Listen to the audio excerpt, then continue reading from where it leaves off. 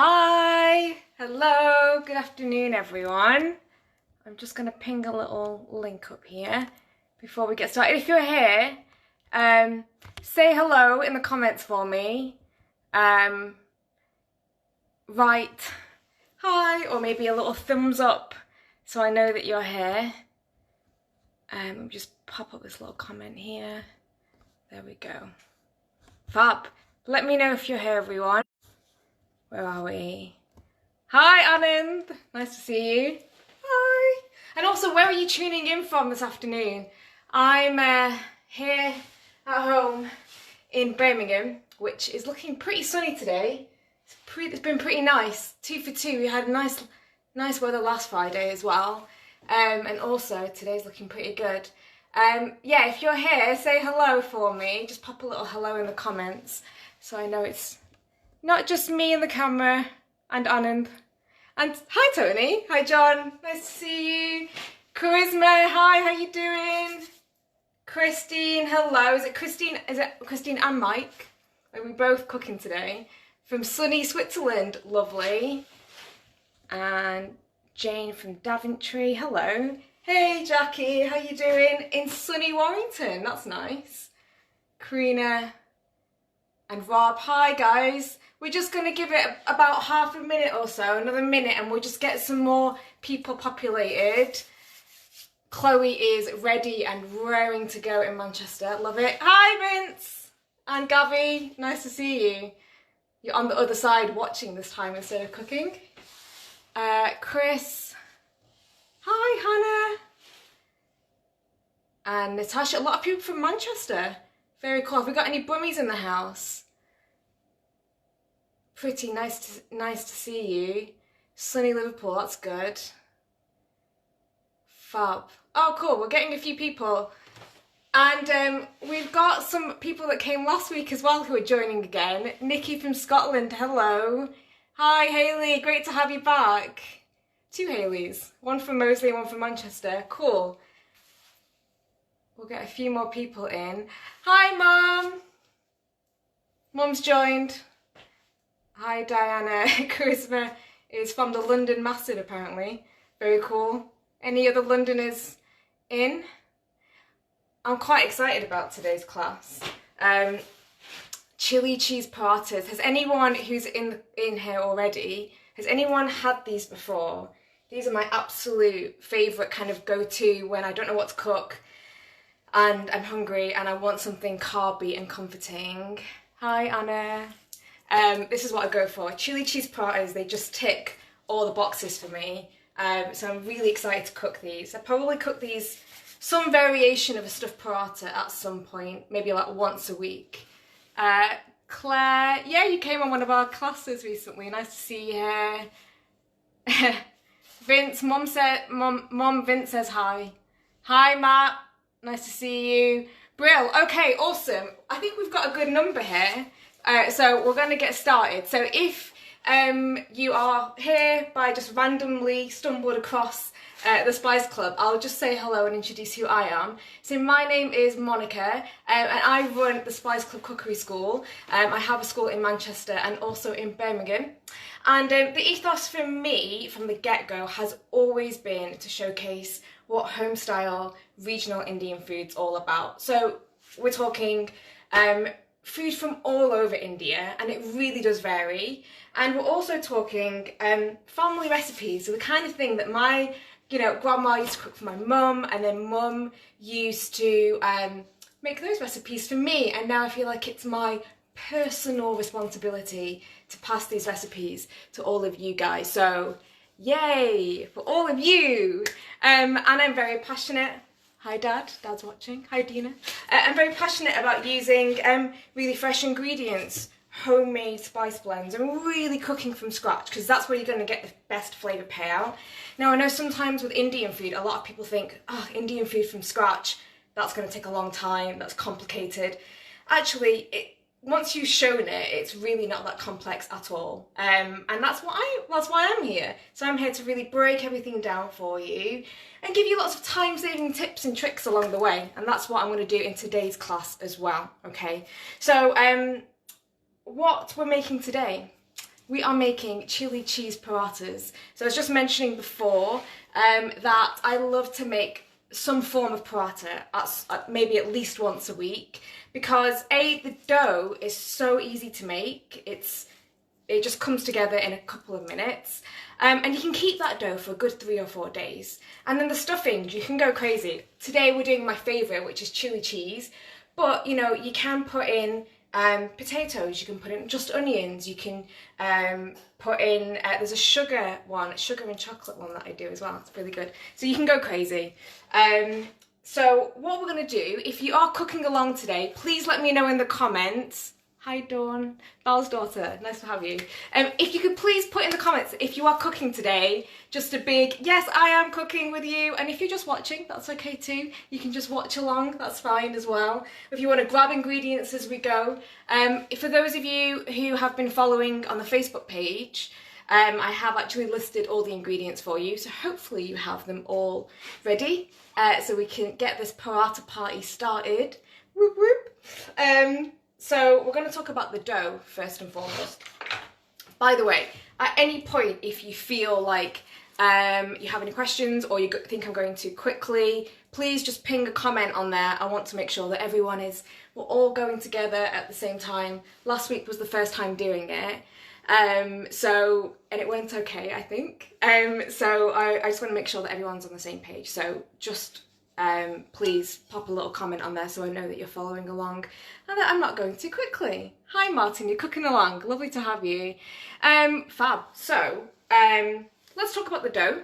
I mentioned on the ingredients list that the paratha dough is actually made from chapati flour, and we call that atta. Hi AJ, my brother's here, my mum's here, my dad's here. Cool, Sawney family. So chapati flour is in the bowl. So here's my chapati flour. Now if you don't have chapati flour, you can use plain flour. Some people are mentioning that they couldn't get any flour. If you can use things like buckwheat, spelt flour. And when you do get flour in, maybe you could ping back to this recipe. But yeah, you can use lots of different things. I've got chapati flour in here. And to this, well, the first thing that you're going to do once you've got your flour in a bowl, we're going to grab our yogurt. So I've got full fat Greek, but you can use plain yogurt as well. Okay, so I am going to just grab a tablespoon, and we're going to pop in a couple of tablespoons, level heaped. It's not a big deal, but I'm putting about 2 of these in. So 2 tablespoons going to go straight in your flour. Now, if you are using chapati flour, ordinarily you don't have to add yogurt in this. You could make this completely dairy free, but what it does is, especially for those of you who are cooking with plain flour, it helps to soften your dough, so you get a really nice soft dough. Once your yogurt's in the flour, can you guys see that? We're going to get our hands dirty, okay? Or we're going to get our hand dirty. Adele, we are cooking chili cheese stuffed parathas.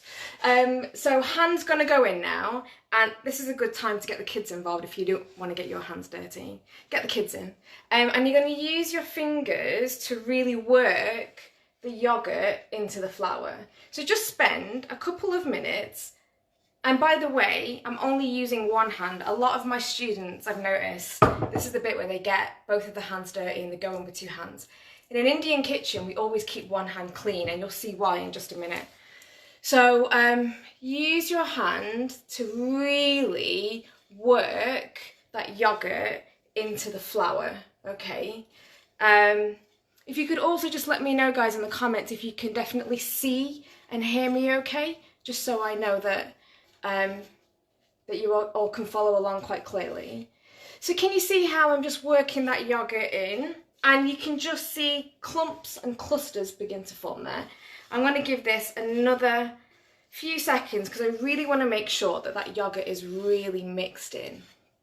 Thanks, Chris, for letting me know that you can hear me and see me. See the bowl, see the food. Great, lovely. Thank you very much for letting me know, Anna and Cheryl and Corinne. Thank you. So really work that yogurt in. If you're doing this for a vegan, you could use a dairy-free yogurt as well. So can you see we've just got lovely clumps there? I can't see any of that yogurt at all. It's all worked in. That's perfect, okay. This is the time that we're going to add some water. Now, I popped on the recipe ingredients list to use warm water if you can do, okay. Graham said that I'm coming through your Bluetooth speaker. Oh, very cool. Alright, so I've got roughly a cup of flour in here. I should have mentioned that before. On the ingredients list I mentioned it was a cup of flour. And when I say cup, I mean one of these actual measuring cups, which is roughly around 130 grams of flour-ish, okay? If you've got a cup of flour, you're probably going to need roughly a quarter cup of water-ish. It can vary. Now, I've got some warm water in a bowl here. I'm not just going to plonk it in. I'm going to do it a little bit by little bit, okay? And the way that I'm going to put it in is I'm actually going to put, so I've got my quarter cup of water here, and I'm going to put it in my hands first and use my hands to sprinkle the water on the flour and then work it in. It just gives me a better idea as to how much water I need to put in, okay? So I've got my quarter cup of water. If you're not measuring, you can obviously just do little dribbles by dribbles.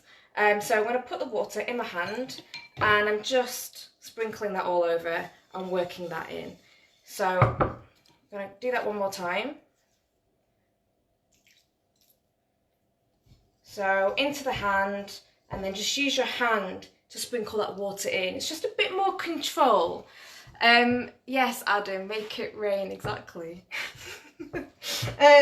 Yeah, so we are now going to work that water in and just continue to do that. What we're looking to do is really combine the flour and the water, and we should begin to see if we use our hand to combine the flour and the water. Now, I'm going to need a little bit more. So I think maybe if you're using chapati flour, you're going to need about a quarter cup plus a couple of tablespoons of water. Someone's asked, Chris, you've asked how much in milliliters. So if you've got a cup of flour, a quarter cup is about 60 mils, plus a couple of tablespoons roughly. In Indian kitchens, we never ever measure stuff. When my mum was teaching me how to cook and make doughs, it was never, you know, 60 mils of this and a tablespoon of that. Graham said our yogurt and flour went straight into a dough without water. Yeah, that's fine. So you can add your yogurt and flour and give that a mix, and now you can start adding the water. Can you see that a dough is just beginning to form here? I'm just going to put in maybe 1 tablespoon more. The reason why I say that is because this still looks a little bit dry, and this dough should be slightly on the softer side. It should have a little bit of a sticky texture. It shouldn't be so sticky that you can't get it off your fingers, but it should just be a little bit tacky. So that's what we're looking for. And I'm using this dough now to wipe my bowl clean. Whoops, nearly dropped it then. That would have been a disaster. My other half thinks I'm a really messy cook, and I resent that because I think I'm actually a very tidy cook. Look at this, I'm very tidy. He's just a little bit annoying in the kitchen. That's why we don't cook together. So this is a nice sticky dough. This is what we're looking for. Are we all at this stage? And when I mean by sticky, I just mean that it's a bit tacky, so it's quite soft to touch, and it's just a little bit sort of slightly sticking to my fingers. So I'm just going to wait and just make sure that you guys are all here before I move on to the next bit. So we're looking for this to look like a slightly sticky dough. You can see that my hands are fairly clean, and my bowl's fairly clean as well. So Hannah's just asked, what if it's too sticky? It's a good question. If you have added a little bit too much water, it's not a problem. All you need to do is just add in a little bit more flour, and that will just bring it back up. So there's no hard or fast rules here. It's not a scientific dough. It's not a scientific recipe in that, you know, we have to let this rise or prove or anything like that. So if you do go crazy on the water, you can just compensate, add some more flour. If your dough is still looking a bit dry, you just continue to add water. So this is what I mean by never really measuring anything when we're cooking in Indian kitchens and we're passing those recipes down. It's just about feel, how things look. And the more times you make this dough, the more experience you get with how things feel and how they should, what the texture should be. Now it looks like most of you have got to this point, so once your dough is kind of looking quite sticky, you're now going to get some of that oil, and you can use whatever oil you like. Olive oil, plain oil, I've got sunflower oil, you can use a vegetable oil. And the reason for this is just we're going to grease our fingers slightly and we're going to knead the dough. Because right now, this dough looks quite rough and ready. Someone's mentioned that they're using gram flour. So gram flour won't, it's not a pliable dough, so you might need to add some plain flour to that, or a flour with gluten to that, to make sure you can get a nice pliable dough. Otherwise it'll be quite a dense dough, and it won't roll out or break when it rolls. So we're now going to grease our fingers. Okay, so a little bit of oil. Do not go overkill. If you sort of put oil in your hand and there's too much of it, you just won't be able to pick up your dough. So just very, very lightly grease. So I'm putting about half a teaspoon of oil on my fingertips here. My brother said that I'm not a clean cook. That's not cool. You know that's not true. You're trying to entertain people, AJ. I'm a really clean cook, thank you. Okay, what am I doing? I am kneading the dough with my fist. So now, because my fingers and also the front of my hand is greased with oil, I'm going to use that to knead the dough. Okay, so I'm going to get this close to the camera so you can see. So using a fist, once you've kneaded it on one side, you're going to fold the dough in half, and you're going to do the same thing. If you feel like, do you know what, this is still a bit sticky, just add a tiny bit more oil to your fingertips and go again. Okay, so I've kneaded that side. I'm now going to fold and then knead again using my fist. Okay, you can also use the heel of your palm if that's a bit more comfortable for you, to just push in using the heel. And we're going to spend a couple of minutes doing this, okay, because we want to work the gluten in the dough, and we want to create a nice soft dough. So I've just added a little bit more oil to my hands because it was sticking slightly, and we want to kind of get this dough looking nice and smooth and pliable. Okay, so keep going just for another minute or so. This is probably again a good time to get the kids involved, channel their energy into something that's delicious. Hey Nick, nice to see you. So a little bit more. You can just begin to see this dough become a little bit more elastic and a little bit more pliable, which is perfect. Ordinarily, if I wasn't doing a live cookery class, I would just let this dough relax for 10 to 15 minutes. I wouldn't go in and knead it, but because we don't have that 10 to 15 minutes today, I'm just going ahead and giving it a good old knead now. But if you aren't in a rush, you can just make this dough, leave it and come back to it. It'll be a lot easier to knead. Okay, how are we looking, guys? Are we looking kind of sort of similar to where I am in terms of the dough? Is it looking a bit more pliable?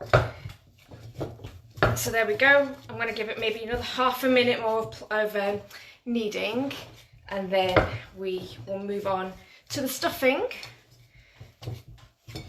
Oh, I've already done a workout this morning. This is a double workout for me. How are you guys getting on, by the way, in isolation and keeping active? Are you getting your 1 hour's minimum in? That's what I'm looking at. My arms are all worked out and my dough is looking really nice. So we can see that it's looking nice and smooth and pliable. This is perfect, okay? One thing that we now need to do once your dough is at this stage is we're going to put it back in the bowl and we want to cover it. So you can either use a plate, you can get some cling film on there. I've got a damp cloth, just you can use a damp tea towel, and I'm going to pop this on. Sean's asking, does Nintendo count as exercise? I don't think so, sorry. Okay, so that's covered up. The reason why we want to cover it is because we don't want it to be exposed to air, otherwise it can form a crust, and we want to keep this quite, we We want to keep it as it is and keep it nice and soft and pliable. So the dough is now done. How was that for you? Did we find that difficult? Easy? I find it quite easy. I've obviously made this dough a million times now. So for me, I kind of just whip it up quite quickly. And once you make this dough a few more times, you get a real feel for it in your fingers and you can just make it really quickly. Beautiful thing about this dough is that it will now keep in the fridge for a good 3 or 4 days. You know, on Monday, if you want cheese parathas, you can make them. Tuesday, you want to make onion parathas. On Wednesday, you can make, you know, potato parathas. So you've got your dough there done. You can also make chapatis from that. So it's a fantastic dough to just kind of master. Rachel said, you're struggling to use just one hand, you want to use both. Yeah, I understand that. The reason why we don't use both hands is because we always want a clean hand to, you know, add our water whilst we are mixing. So because we don't do eye measurements, we always kind of just make sure we've got another hand clean. But you can go in with 2 hands, of course. You can just wash your hands afterwards. That's just a little tip for keeping clean. Okay, are we all at this stage where the dough is done? My daughter's worked out that olive oil makes her dry hands lots better, Claire. Yeah, all the more reason to do this. I feel like everyone's hands are incredibly dry right now. So yeah, kneading with some oil. It's good advice. It's a good one, Claire. All right, so most of you look like your dough is done. Is that right? Give me a thumbs up if that's true. I think we are there. Cool. All right, so now we're going to get started on our cheese stuffing, which is my favourite part. So on the ingredients list, I mentioned that I was going to mix cheddar and mozzarella. And the reason for doing that, and I've got a mature cheddar that I've grated up. I really like the flavour of mature cheddar, but then I like the sort of the stretchy, stringy texture that you get from mozzarella. So 2 combined is why I like to kind of mix it up. Of course, if you don't have both, or you just have, you know, you're just putting in what you have in the fridge, you can just stick in whatever you like. Yes, I will, Hannah. I will do. Dad has said, well done. Thanks, Dad. I've got the thumbs up from Dad. Okay, so cheese, all good. So I also mentioned on the ingredients list, if you have your onion, if you could finely chop it, if it's not already finely chopped. Okay, and I've just done very small diced pieces of onion here. Also, I've got green chilli. This is optional. You can use chili flakes instead, or you can use chili powder. I'm going to use a combination of chili flakes and green chili. And then coriander. Okay, so again, that's optional. If you can't get it in, don't even worry about it. So I'm going to pop this into my bowl, which has got the cheese in there. So this works incredibly well. The cheese, the onion, the coriander. It's a match made in heaven, honestly. It's really, really delicious. Someone mentioned that it sounds like, you know, a filling that you could put in a toasted sandwich or toasty. Yeah, it is really good. I make that in my toasty, make it all the time. So cheese, coriander, chili, and red onion. I'm using red onion. You can use white onion, brown onion, spring onion, shallots, whatever you've got in. If you don't have it in, just leave it out. No big deal, okay? So now we're going to season, and then we're going to mix it together, and then our stuffing's done. Okay, so salt. Because we're going to be putting this as a stuffing, I like my stuffing to be seasoned slightly on the sharper side, but that's completely optional. You can obviously do salt to taste. So for the amount that I've got in here, I'm probably going to put in about 3/4 teaspoon of salt. And I'll give it a quick taste as well. So when you taste it, it should taste slightly on the sharper side, okay? So that is salt. I'm then going to go in with some pepper. Okay, so black pepper, just going to crack some in. This works really well. Just adds a little bit of that warmth and obviously peppery flavour. A little bit of chili. So if you like your food spicy and you've already popped in green chili, but you like, you know, I know Charisma does, you want to just pop in a little pinch of chili flakes. If you're not put any green chili in, you might want to put about a quarter teaspoon of chili flakes in. I like mine really spicy, so I'm going a little bit extra. So that's for you to decide how much chili that you like. Or you could do the same with chili powder, maybe about a quarter or to half a teaspoon of chili powder. And this is an optional ingredient, but it works incredibly well with cheese, and onion, and anything stuffed paratha-wise. We always put these in. So these, I don't know if my camera can focus on this. These are called carom seeds, C-A-R-O-M, also known as ajwain. And I'm going to put in roughly like a generous pinch, so like a chef's pinch, if you will, which is what you can get between your 4 fingertips and your thumb. So a good generous pinch. This ajwain, if anyone's not familiar with it, it adds a really nice peppery flavour. It's quite similar to thyme. And we generally tend to put it in our street food snacks, things that are fried, because ajwain actually helps, it aids in digestion of food. So sometimes when we eat street food, we eat stuffed parathas, you can feel a little bit heavy, especially if you've had a little bit too much, which I often do. The ajwain really helps to digest your food. Okay, so I've got in here salt, pepper, my chili flakes and my ajwain. So all I'm going to do now is just give that a mix. So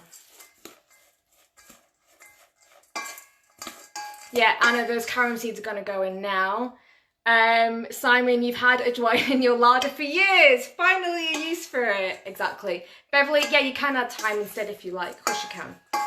So yeah, a lot of people collect these spices and you just collect them and you put them in the back of the cupboard, and then you use them for like one recipe and then you never use them again. I'm going to get you using those spices. Okay, stuffing all done. Have we got any questions on the stuffing?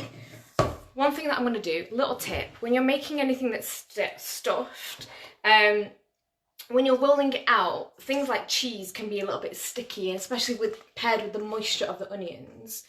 So I think a really good idea is actually to add in a little bit of flour. So this is chapati flour, you can use plain flour, and I want to sprinkle that. This is actually going to sort of help dry up the stuffing, so it's just easier to work with when you're stuffing it. You don't have to do this, but I just find it, if this is the first time that you're making something like a stuffed paratha, it just makes it easier, especially if you are using a stuffing like a potato, something that's sticky and wet. This is really good for just making it a bit easier to handle and kind of dries it up a little bit. Denise has asked, what is chapati flour? It's actually just a whole wheat flour. I'm going to give this a quick taste. I should have tasted it before the flour went in, really. It's not going to taste as appetizing, but let's give it a quick taste.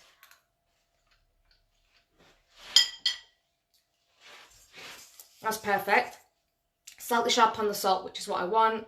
That's nice and spicy, and that's really, really good. So we're going to keep that on the side now. Stuffing is all done.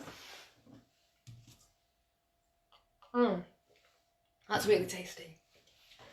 And it's definitely a bit hot. Okay, so now our stuffing's done, we're going to come back to our dough. Caroline said, somebody rang me in the middle of watching. Were the onions raw or cooked? They were raw. So you just want to chop them up and chuck them straight in, okay? So let's go back to our dough. Is everyone following? Are we all good? By the way, when you go to restaurants, what kind of things do you like to order, like in terms of your accompaniments? Do you like breads? Do you go for paratha?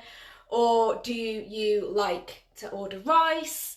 Or both? You know, you can order both. It's a judgment-free zone here. If you want to go rice and paratha or and bread, go for it. But I'm quite intrigued to know what you like to order when you go out for restaurants. Do you bread, rice, bit of both? Someone said, can you just use a wholemeal chapati flour? Of course you can, absolutely. Right, okay, coming back to our dough. Hi Silas, Charisma likes the garlic naan. Chris has gone for rice and bread, double job. Yeah, love it. Cool. All right, so come back to our dough. So what we're going to do, I'm going to give it one more quick knead before we go and start cooking. Diana only cooks your Indian food now, Monica. Oh, cool, thank you. Dina likes a Gujarati chapati. Nice. Anna likes to try something different. Very cool. David is all about the parathas and the naans. Very good. David, are you making your parathas and naans at home? I know David's been to a couple of classes.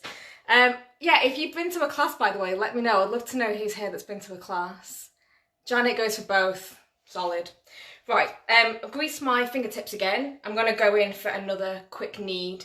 And I've got this on a chopping board, or you can just use your worktop here, okay? So we're going to go in a quick knead. Vince is all about the breads, and dal is a must. I will definitely show you how to make my favourite dal. It takes 10 minutes to cook and it's really delicious. Maybe that'll be one of the future classes. So just giving this another quick knead. You should find that this dough is a lot more pliable now compared to at the beginning. Martin's been to a class. Great, hi Martin. Did you come to Manchester or Brum? Alv's been to 2 classes. Hi. Karina been to a class. Yeah, good to have you guys here. Really nice to have you. So this dough is looking pretty perfect now in terms of how smooth it is, and how pliable it is as well. So it should be a nice smooth dough, so it's nice and soft as well. So just let me know that you're at this point. At this point, I'm just going to get a knife and I'm going to cut this into 4 dough balls, so just 4 even pieces here. Okay, and one piece is going to turn into 1 dough ball. Okay, Jackie is a regular. Great to have you here. Yeah, new class dates will be up soon, I promise. As soon as I know when I can open again, all those new dates will come out. Okay, so I've got a dough ball here. Well, I'm going to create a dough ball for one of these pieces here. And what the first thing that we're going to do is we're going to just get this in our palms and we're going to flatten. Okay, we're going to create a really smooth dough ball, and the way that we do that is flatten as much as you can, and then you're going to bring the edges together and pinch them in the middle. So if hopefully you can see that okay. What I'm doing is I'm bringing all the edges in. There we go. So basically pinching it so it's smooth on one side. That's what it looks like when all the edges have been pinched in together. And then I'm using my other hand to now create a dough ball. It's a little bit difficult to explain this over an online cookery class, but what you're looking for essentially is to create a nice smooth dough ball. So I'll do it again on we've got a few more to go. So we get a nice piece of the dough, flatten it, okay, and then we're just going to bring all the edges in on one side and pinch in the middle. Ta-da! And then using my palm just to create a nice smooth dough ball. Dawn's asking, where do I hold classes? So we've got a school in North Manchester, which is based out of my mum's beautiful kitchen, and then in Birmingham I have a cookery school in Digbeth. There we go, dough ball number 2. I'll do one more just to show you how we're getting on with these smooth dough balls. Are we nearly there, guys? Are we getting the hang of it? There we go. So Hannah, if you're making chapatis or plain parathas, you're going to carry on doing the same thing. So pinched everything in the middle, and then just use your palm to create a nice smooth dough ball. Charlotte, you tried to do a course in Manchester, but we sell out too quick. It's been a busy few months, but yeah, if you're on the mailing list, you absolutely will get a notification, and hopefully we'll get you in a cookery class very soon. Okay, so for any dough balls that you're not using, just for now we'll focus on just one. We're going to just cover the rest up with that damp cloth or with some cling film, because whilst they're resting we do not want them to dry out. Okay, so has everyone got to the stage where they have nice smooth dough ball? That's what we're looking for. I'll just wait for you guys to get to this point, because this is the time that we want to start rolling out. So if you don't have a rolling pin, you can use, I don't know, a wine bottle, you can use a gin bottle, whatever you have that can just roll out your chapati.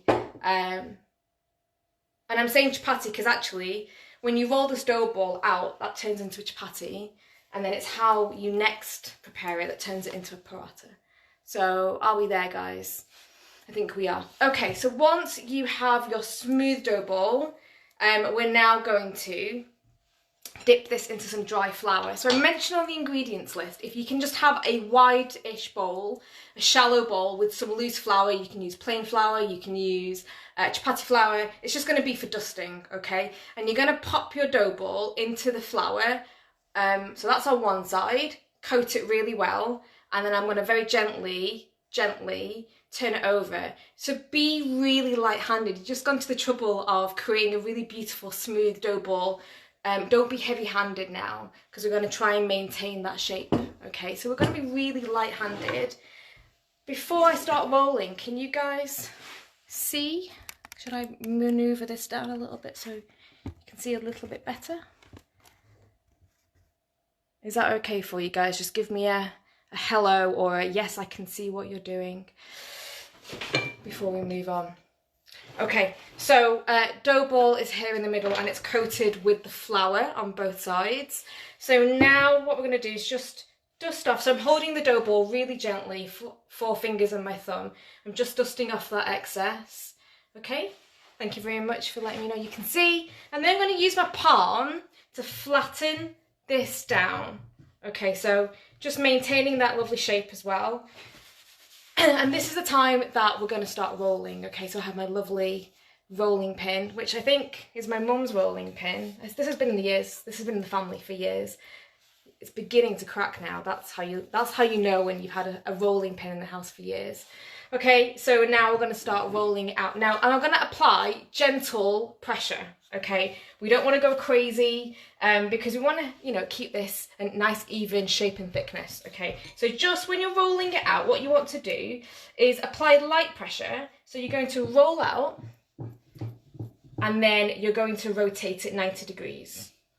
And when I'm picking it up, I'm being really soft-handed. Again, there's no indentations, just super soft-handed.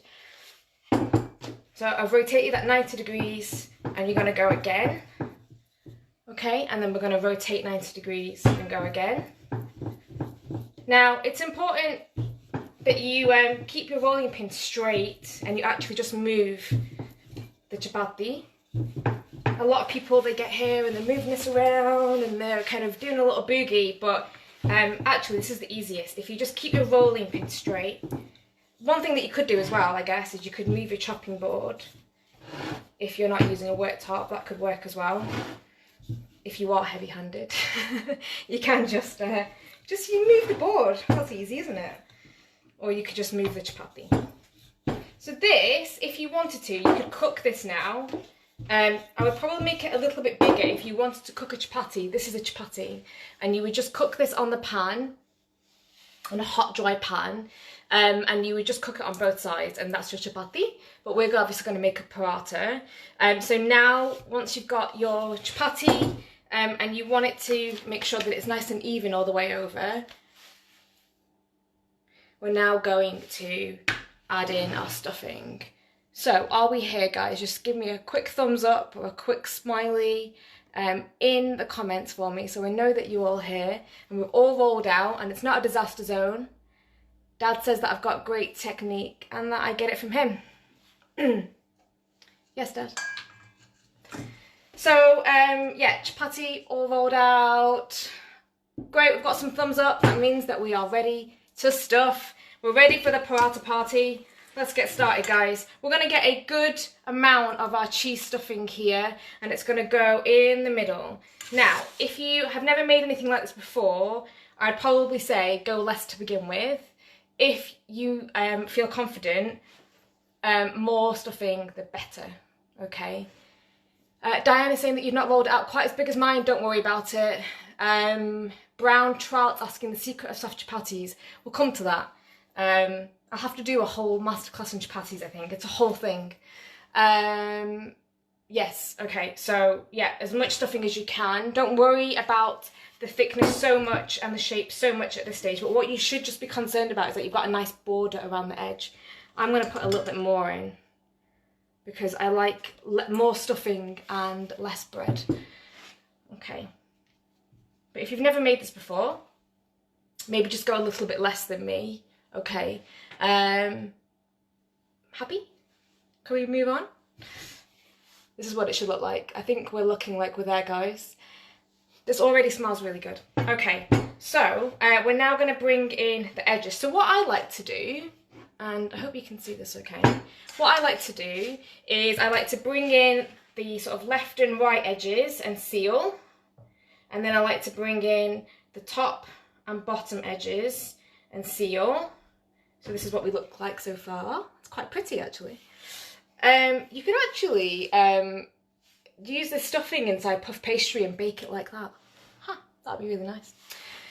Anyway, and then bring in the diagonal edges, and you're going to pinch in the middle. So this is what it should look like, and then seal. Okay, so it's really important that no stuffing is peeping out at this stage. Okay, so this is what we're looking for. I'm now going to use my hand and just pat down. So, just to show the camera, you can just pat down, and we're just getting out those air bubbles, and then very carefully picking up the stuffed parcel. It's going to go back in the dry flour, and just as we place the dough ball initially on one side, we're going to flip it over on the other side, and I'm just going to do what I did before, which was just to kind of get rid of that excess flour. So let me know, guys, if yours is looking just like mine. Charlotte, you're still rolling? No problem, that's fine. You want to roll out. Once you've rolled out, maybe to like the size of a starter plate, that's when you want to add your stuffing in, okay?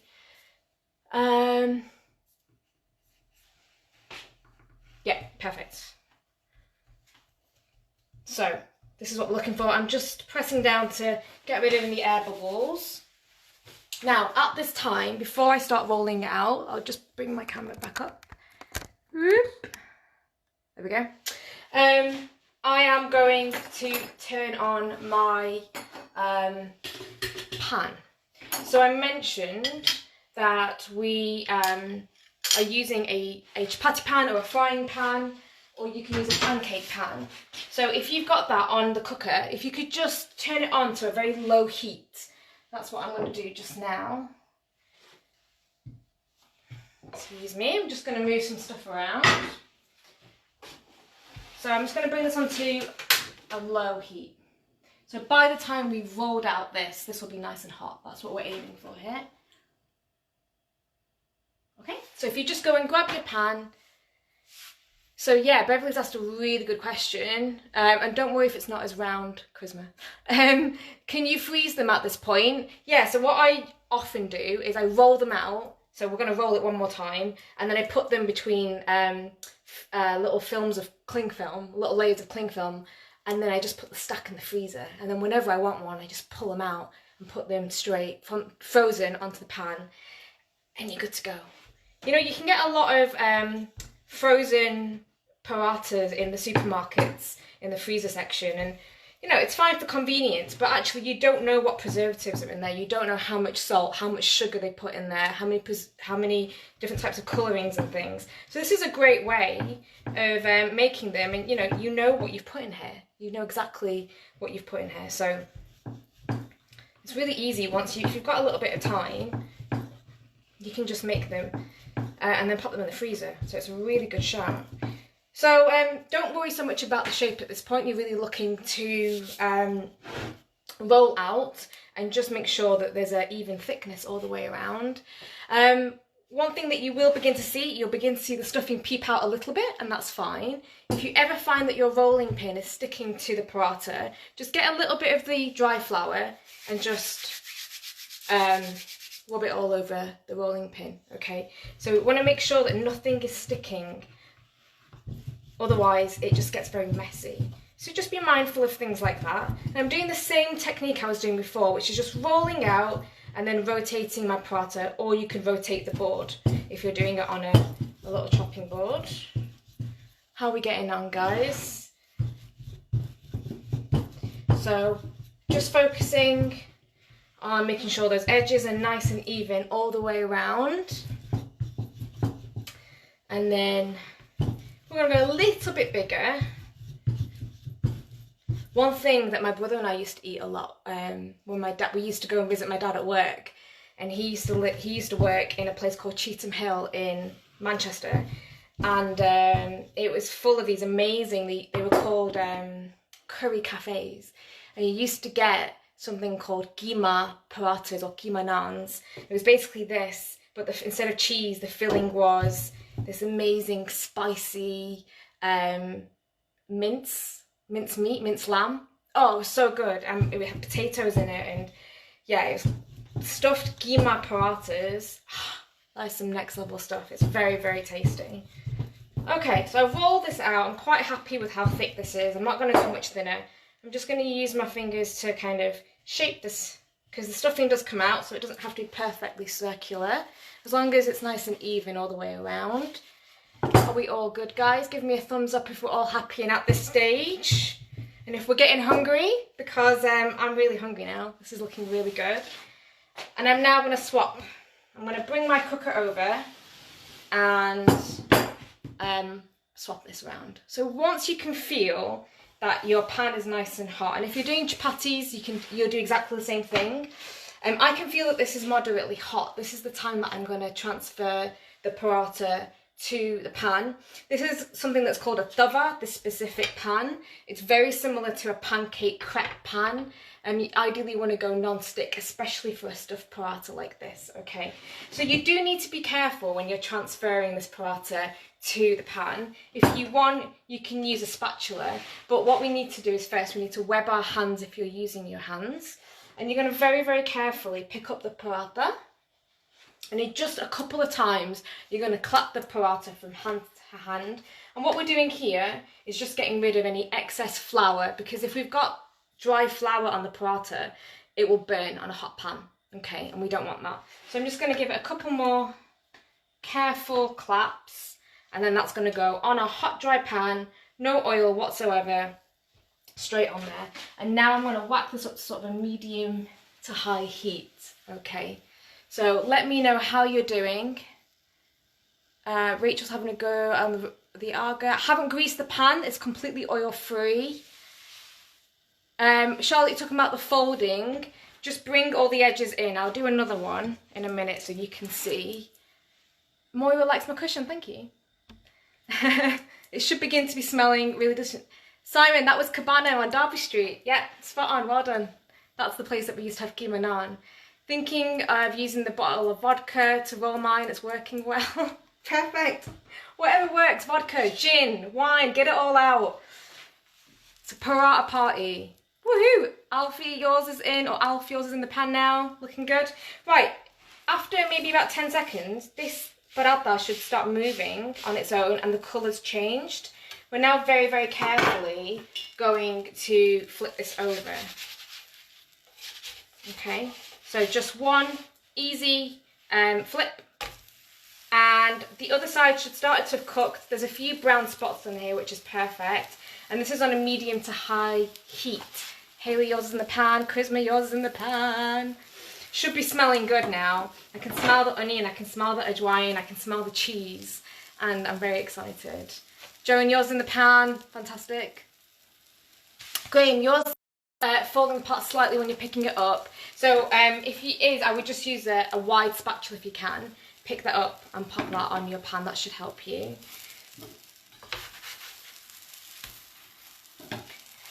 I'm going to just give it a few more seconds. I'm just kind of checking from time to time to see how well it's cooking. And I think it needs probably about 10 or 15 seconds. The nice thing about parathas is how quickly they cook. It doesn't take longer than a minute or so. So imagine if you've got them all rolled out, you know, you could just cook them incredibly quickly, especially if you've got a couple of pans on. Okay, let's see how it's doing. Oh, wow. Yes, that looks beautiful. I don't know if you can see that. This is what we're looking for. I can see that that cheese is oozing out. Oh my God, this looks so good. So Beverly, once you've popped it on the pan, after about 10 seconds or so, you're going to flip it over and you're going to cook it until it looks like this on the other side, and then flip it one more time. I think this is now done. We're now looking for the underside to be completely cooked, which it should be. Yeah, mine's completely cooked. I'm going to transfer this to a plate.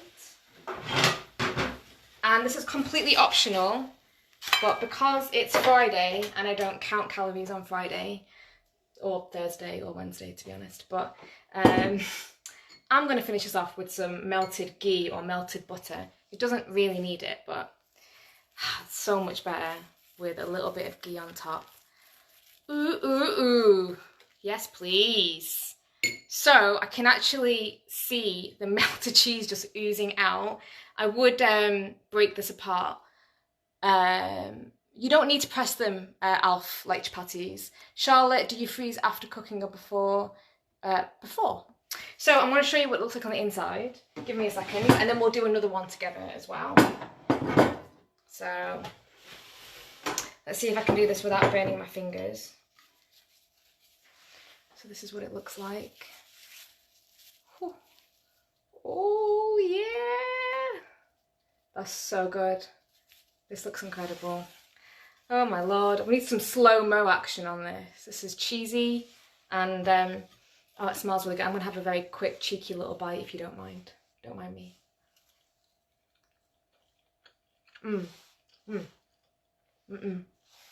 That's really, really good. I'm going to put this in my little hot box and we're going to do another one. So if you are Indian, or maybe you've been to a cookery class, you might know what this is. This is a little insulated chapati box, and it keeps your parathas and chapatis hot. It's like a flask. It's like a flask for food. If you haven't got one of these, cover your parathas in a foil, wrap it and pop it in a tea towel, and it'll keep them nice and soft. If you're not eating them straight away and you're eating them in a few hours, you can obviously pop them in the microwave to reheat. How are we doing, guys? Let me have a quick check. First one's out the pan.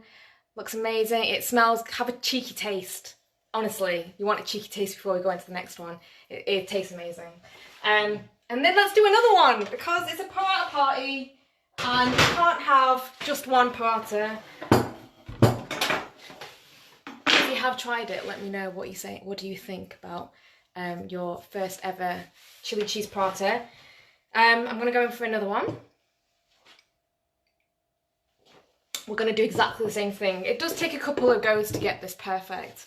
If you are doing chapatis, you're going to cook them in the same way, but you would just press down with a spatula. I'll let you know about that in just a second. Cook's privilege, eating yours now. Nice. Thanks, Matt. I'll have a little look at that. Yeah, do we approve? Oh, brilliant. Yep, happy Friday. Okay, so we're going to go again. So I've just, whilst I was blabbering away there, I just popped in another dough ball into my flour on both sides. Cheesy and spicy, yeah. Hannah, don't worry so much about if you're making your chapati and it's not puffing, blowing up, but if it is puffing up, that is perfect. It is supposed to do that. But don't worry if it doesn't. Rachel, you think yours is delicious? Lovely. I'm so pleased that you're liking these. And like I said, you can stuff it with whatever you like. The keema is amazing. If anyone made the suka aloo from last week's cookery class, if you have some of that left over and you mash that up and you put that inside here, oh, and you add some cheese, that's some next level stuff happening. Yeah, no worries, Joan. Let's go number 2, and we're going to get it perfect this time. So we're rolling out. So roughly the first time that we do it, we're going to do it so it's about the size of a starter plate. Okay. So again, I'm just keeping my rolling pin nice and straight. I'm not rotating my rolling pin, but I am rotating either my board or my chapati. And what this does, it just makes sure that your chapati just rolls out really evenly. Do not get fixated on the shape. It doesn't have to be a perfect perfect circle. A lot of people get fixated when they come to my classes about, you know, having it sort of perfectly round. Mum said maybe you can make the next one with oil on the pan. Okay, yeah, so Mum's talking about sort of frying the paratha. So if you want to make it even crispier, okay, we'll try Mum's little recommendation there. Caroline, yeah, you totally should have cooked along. I know, it looks good. Okay, start plate style, okay, size rather. We're going to go in with a healthy amount of stuffing. Some people, instead of doing it this way with the folding, what they do is they actually create 2 chapatis. They put the stuffing in the middle and then they put 1 chapati over the other, and then they roll it out, which you can do as well, but that makes for slightly breadier paratha. So it's more bread, less filling, and for me personally, I'm all about the filling. Christine, you said it was yummy. No, you don't have to put salt in the dough. Of course you can do. There's no hard and fast rules about that. But because that's why I said the stuffing should be slightly on the sharper side. But absolutely, if you want to put salt in the dough, you can do. So this is where I am at right now. I've kept a border around the edge. Maybe if you went sort of conservative on your cheese stuffing the first time round, you can add a little bit more now. Or if you just want to practice, just keep it slightly on the smaller quantity side, okay?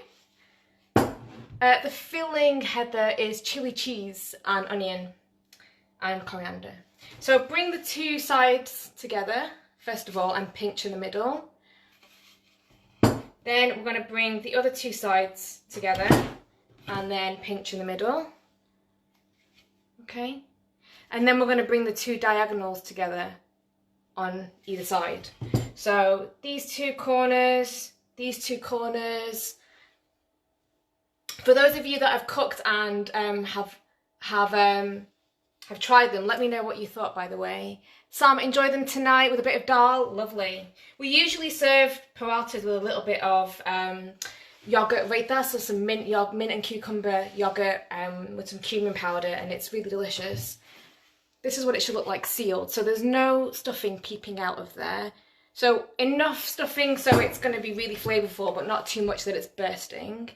And now we're going to pop this in the flour as I did before, okay? So one side and then the other side. Just make sure it's really well coated. I'm just dusting off the excess, and then I'm going to turn my pan on as well in a second. So press down first, get rid of all of those air bubbles, turn my pan on, and then this time we'll make it how Mum suggested. How am I doing, Mum, by the way? Are you approving of my cooking? Anna and Becca, glad that you're enjoying them. For anyone else that's tried them, let me know what you think. If you want as well, if you thought, do you know what, I could go spicier, I want to turn that heat up, add some more chili flakes, add some more coriander. You know, you can amend things, add some more pepper, whatever you want, you can tweak. So we're going to very gently roll out again. Okay, so roll and rotate, just being mindful that your edges are nice and even. But yeah, imagine making a stack of these and putting them in the freezer, and then you come home from work one day and it's been one of those days and you don't want to cook and you want a chili cheese paratha because you know it's going to hit the spot. Well, you know, you're smart and you've got some in the freezer, so you can just whip one out and pop it straight on your pan.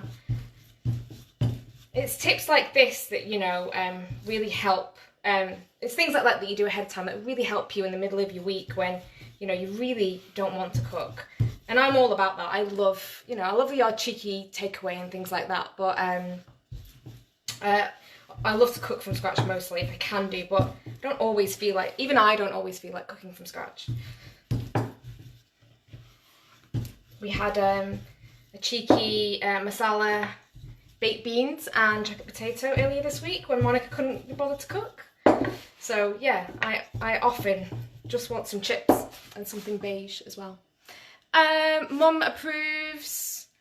Karen, first experience. Yeah, definitely get on the other combinations. So in terms, Kate, of the foil, once your parathas are cooked, if you just get a nice big piece of foil and just make it into a parcel basically with the foil, and then put that foil parcel in a tea towel. It'll keep it nice and warm. Okay, so let's do a little quick swap. Being very careful to transfer the paratha to the pan. I'm going to web my fingers, so it just creates a bit of support when you web your fingers. And we're just going to clap from side to side, and then stuffing side up, it's going to go on the pan, and I'm going to just get that up to a medium to high heat. I hope I'm not going too quickly for you. Ah, Rachel, you're going to have it with the chana masala you learnt in our class. That's fab. Rachel, what's the sweet version? So in Punjab, they have something called chini paratha. Chini is sugar, that's what it means. And you basically, when you roll it out, you spread on ghee and then sugar, granulated sugar. And then sometimes put a little bit of Nutella in there as well. And then you parcel it up in the same way. And you cook it like this, but you fry it with oil like we're going to do now. And then it kind of turns into this amazing sort of caramel inner and this crispy outer, and you have it with a cup of cardamom tea, and it's amazing. So this has now changed colour. We're going to give this a quick flip. And we're now going to add a little bit of oil this time to make it super, super crispy. So I've just got a sunflower oil. And we're just going to spread this all over. And just make sure it's really nice covered. You don't have to do this. If you're being health conscious, then you can obviously just do it dry fry. But we've already gone in with the cheese. So I'm going all out. John, you've made all 4. In the time that I've made 2, you've made all 4. That's hilarious. Go, John. Hope you're doing well, by the way. Long time no see. I'm just going to do a quick check, see how it's doing on the underside. Yes, it looks so good. We're going to do a tiny little bit of oil on this side. So you can actually see how beautifully crispy this is. So this is going to be even more delicious. So underside's done. I'm going to give it one final flip, just 5 seconds on this side.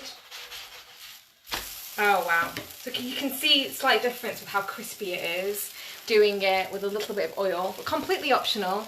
But we're going into the weekend, so it's a good suggestion, Mum. It's like you've done this before, Mum. Oh my god, how good does that look? Yeah, good shout. Chloe, that's a really good shout. I'm going to turn that off. I'm going to just get my plate. So ordinarily, if I was having this at home, I would have this paratha on the plate as it is, and then we're going to have a little bit of yogurt. So I've got my lovely Greek yogurt on the side, and a little bit of fresh coriander, just cause. And there you have your chili cheese parathas ready to go. Obviously you have the other 2 dough balls, and so you can just cook these in exactly the same way that we've just done now. These are obviously best enjoyed straight out of the pan. If you really like the stringy effect, then you can go for more mozzarella. Mum's reminded me that I've not put the butter on top. Mum's all about the extra calories today. I love it, Mum. This is so not like you. Yes. Look at that. That is a sexy paratha. If you are going to leave this a few hours, I always like to pop it in the microwave just to get that nice sort of melted cheese all over again. These are fantastic for lunches, packed lunches. You know, you can make them the night before, pop them in some foil, and you know, you could just roll it up like a wrap. It's just absolutely delicious. So lovely and crispy. And then if I show you that lovely inner as well, I feel like I should have taken a photo, but that's okay. Let me just take a bit off, but you can see that gorgeous, lovely, stringy factor. How good does that look? Ah, lovely. I hope you've enjoyed today's class. Thank you to everyone that supported me. through all of this, since we've had to close our doors, you've been sending lots of lovely messages. And if you would like to see some more cookery classes, these isolation lessons, let me know if you have any ideas on what you'd like to make. Someone suggested to do a classic sort of chicken curry, or there was someone that mentioned a paneer curry as well. So I might get those down for the next couple of weeks. But if you have any other queries or ingredients that are in your store cupboard and you just don't know what to do with them, just let me know. Also, I have popped on a little link to the online tip jar that we've set up, just for anyone, if you just to help fund future classes. No pressure though, but if you'd like to, there's a little link in the comments. But otherwise, stay posted to spicediary.com. That's my personal recipe blog. I'm posting lots of recipes under the theme of Spice Club staples. And yeah, lots of store cupboard recipes, but taste really, really good. So have a look on there for more inspiration. Otherwise, next Friday at 4 p.m, I'll be here with a new recipe. Keep posted on the Facebook page for the next dish and the ingredients list. But yeah, thank you so much for tuning in. Let me know how they were in the comments, and keep connected with me. Thanks so much. Have a lovely weekend. Enjoy your parathas, and let me know how they go down with the family as well. All right, take care. Be safe. Bye.